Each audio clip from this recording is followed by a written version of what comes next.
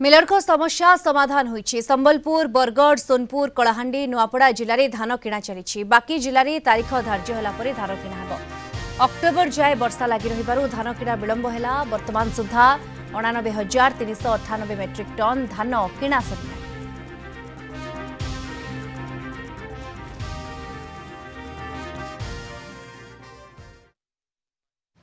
आमर धान प्रोक्योरमेंट काम आरंभ होगलानी।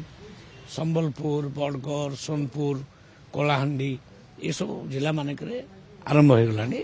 अन्य जिला मानक आरंभ हो कारण डीएलपीसी मीटिंग सब विभिन्न जिला मानक हम तांकर जो तारीख निर्धारण करेंगे से तारीख से धान किणा आरंभ करेंगे। मिलर मानकर सबू दाबी आम पूरण कर देचु।